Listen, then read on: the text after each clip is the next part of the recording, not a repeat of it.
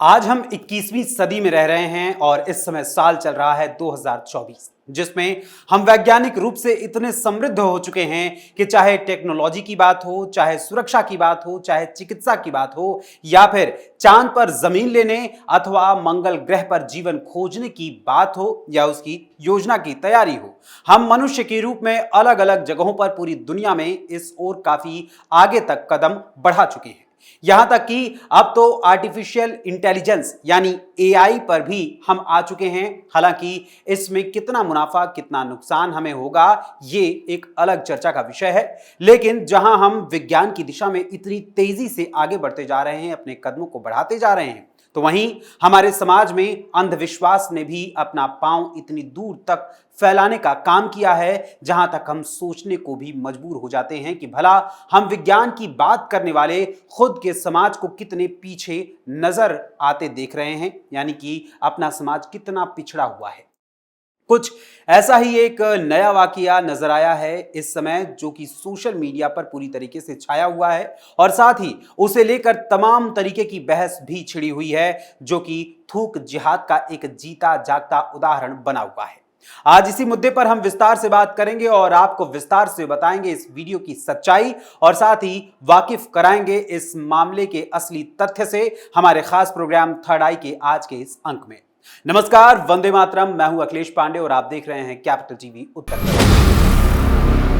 सबसे पहले आप देखिए ये वायरल वीडियो, जिसमें एक मौलाना मंच पर मौजूद हैं। उनके आसपास मौजूद मुस्लिम लोगों की भीड़ ने उन्हें घेर रखा है और साथ ही सबके हाथ में पानी की बोतलें हैं, जिन्हें वो मंच पर मौजूद मौलाना के सामने पेश कर रहे हैं और मौलाना उसमें फूंकते हैं या फिर यूं कहें कि थूकते हुए दिखाई दे रहे हैं और इसे शिफा यानी शरीर के रोगों से मुक्ति दिलाने वाला पानी या यूं कहें कि अमृत मान लिया जाता है जब उस पानी में मौलाना फूंक देते हैं। सबसे पहले तो फुल स्क्रीन पर देखिए ये वायरल वीडियो।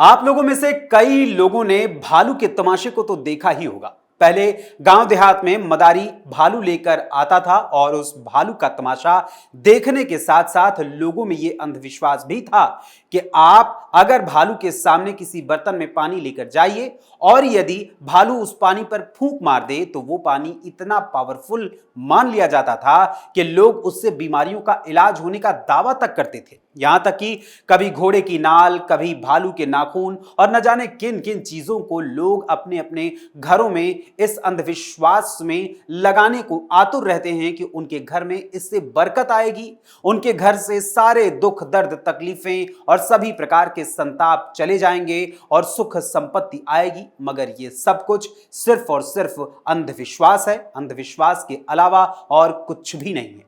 वहीं अब बात करते हैं इस वीडियो की, जिसे आपने अभी देखा है।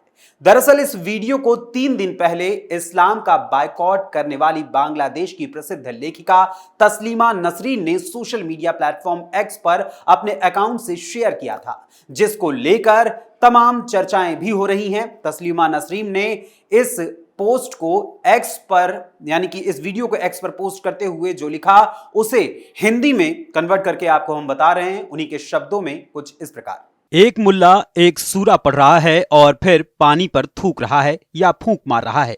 लोगों को यह विश्वास दिला रहा है कि यह पानी पवित्र है और इसे पीने से वे बीमारियों और परेशानियों से मुक्त हो जाएंगे। मुल्ला चतुर है और शिष्य मूर्ख हैं। वहीं इसके अलावा इस वीडियो को लखनऊ के रहने वाले अनिल यादव नाम के एक सोशल मीडिया एक्टिविस्ट ने भी एक्स पर अपने अकाउंट से शेयर किया है और इस मौलाना को ढोंगी करार दिया है।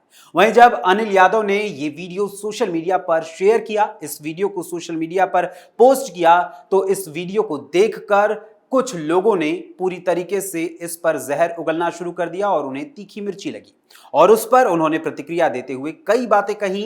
तो वहीं कई लोगों ने मिर्ची लगने वाले यानी जिनको मिर्ची लगी है उनको जवाब भी भरपूर दिया है। एक्स पर अनिल यादव के अकाउंट से पोस्ट की गई जिस वीडियो की हम बात कर रहे हैं, उसे लेकर शम्स तबरेज गाजी नाम के एक महानुभाव ने कमेंट करते हुए लिखा, हमारे कुरान शरीफ की आयतें पढ़कर पानी में फूंक दम कर रहे हैं। अल्लाह के कलाम में शिफा होती है।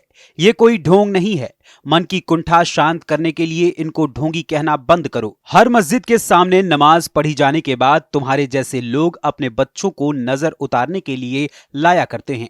ये वही कर रहा है जो इन्होंने कुरान से सीखा है, और तुम वही कर रहे हो जो तुमने संघ की पाठशाला से सीखा है। लगे रहो, पर इतना जान लो, हम लोग ढोंगियों को बर्दाश्त नहीं करते, खुद ही विरोध करते हैं। लेकिन आयतें पढ़कर दम करना कोई ढोंग नहीं है। वहीं जब शम्स तबरेज गाजी नाम के इस अकाउंट से जो पोस्ट किया गया, उस पर कमेंट करते हुए अनिल यादव ने रिप्लाई करते हुए पूछा कि ऐसे करने से क्या बीमारी ठीक हो जाती है, तो इसके जवाब में शम्स तबरेज गाजी, जो कि एक तरीके से अपने आप को जर्नलिस्ट कहते हैं, उन्होंने जो जवाब दिया वो दिखाता है कि ऐसे लोगों में वैज्ञानिक युग में रहने के बावजूद भी किस तरीके का अंधविश्वास पूरी तरीके से कूट कूट कर भरा हुआ है। शम्स तबरेज गाजी ने लिखा, जी भाई, बड़ी बीमारियां अल्लाह के कलाम से ठीक हो जाती हैं। ये अंधविश्वास या ढोंग नहीं है, बल्कि हकीकत है। जो नहीं मानता उसके लिए ईश्वर का वजूद भी एक अंधविश्वास और ढोंग है। लेकिन अगर कोई मुसलमान है तो वो कुरान से इनकार नहीं कर सकता। वहीं इस कमेंट और रिप्लाई की जुगलबंदी के बीच बड़े श्रीकांत नाम के अकाउंट से एक शख्स ने शम्स तबरेज गाजी को रिप्लाई करते हुए कमेंट किया कि अब तुम्हें कौन समझाए, लेकिन इसी को ढोंग कहते हैं। इसका जवाब देते हुए शम्स तबरेज गाजी ने तुरंत जो लिखा उस पर बड़े ध्यान से दीजिएगा, अपना ध्यान लगाइएगा और बहुत ध्यान से उसे सुनिएगा, क्योंकि इसमें एक सच्चाई भी आपको नजर आएगी और साथ ही कई लोगों की नींद से जगाने के लिए भी ये एक झटके का काम करेगा। शम्स तबरेज गाजी ने एक्स पर रिप्लाई करते हुए लिखा, अगर तुम्हें अपनी धार्मिकता अंधविश्वास लगती है तो ये तुम्हारी समस्या है। तुमने वेदों, उपनिषदों और पुराणों का त्याग कर दिया है। हम अपने सच्चे रास्ते पर कायम हैं। जो गलत रास्ते पर चल रहा हो उसे अपनी आस्था में खोट नजर आती है। इसलिए तुम अपना देखो, मैं दूसरों के धार्मिक मामले में टांग नहीं अड़ाता। वहीं इसके साथ ही एक और रिप्लाई से आपको वाकिफ कराना जरूरी समझता हूं। जब यह बहस चल रही थी तो वहीं इसी दौरान रोशनपुरिया नाम के एक अकाउंट से इस बीच कमेंट किया गया कि ओ भाई, मैं भी मुस्लिम हूं, लेकिन ये कुरान की आयतें नहीं पढ़ रहे हैं, सिर्फ फूंक मार रहे हैं। वहीं इसका जवाब देते हुए शम्स तबरेज गाजी ने एक्स पर उन्हीं के कमेंट पर रिप्लाई करते हुए लिखा कि पहले पढ़ा है तभी तो फूंक मार रहा है।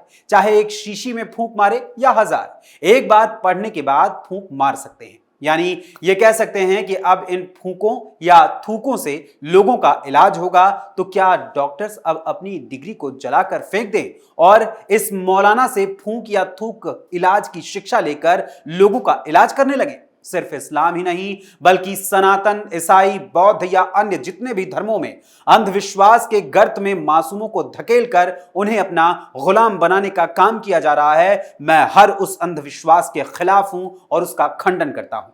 लेकिन यहां रामकथा के एक दृश्य को, रामकथा से जुड़े हुए एक दृश्य को आपके सामने वर्णित करना जरूरी समझता हूं। जब भगवान श्री राम अपनी पत्नी जानकी और अनुज लक्ष्मण के साथ 14 वर्षों के वनवास के लिए पिता की आज्ञा मानकर गए थे, तो उस समय वो वन में पूरी तरीके से अपने आप को समर्पित करते हुए जीवन गुजार रहे थे। लेकिन एक साल पहले, यानी कि इस समय के पूरे होने में एक साल पहले का जो समय था, उस समय में इनके जीवन में काफी कष्टों का आगमन हुआ। माता जानकी का रावण द्वारा हरण किया गया, जिसके बाद श्री राम वन वन घूमकर जो श्री राम पशु पक्षी पेड़ों लताओं से ये पूछ रहे थे कि हे खग मृग, हे मधुकर श्रेणी, तुम देखी सीता मृगनयनी, वही श्री राम जब वानर और रीछ यानी वानर और भालुओं की सेना लेकर समुद्र के उस पार रावण से युद्ध करने पहुंचे थे, तो उस समय जब मेघनाद का शक्ति बाण लक्ष्मण जी को लगा था, तब प्रभु श्री राम ने विभीषण से पूछा कि मेरे अनुज लक्ष्मण को लगे इस शक्ति बाण से जो इन्हें मूर्छा आई है, उसके लिए कोई उचित वैद्य यदि लंका में हो तो बताओ, जो लक्ष्मण का इलाज कर सके, लक्ष्मण जी का उपचार कर सके।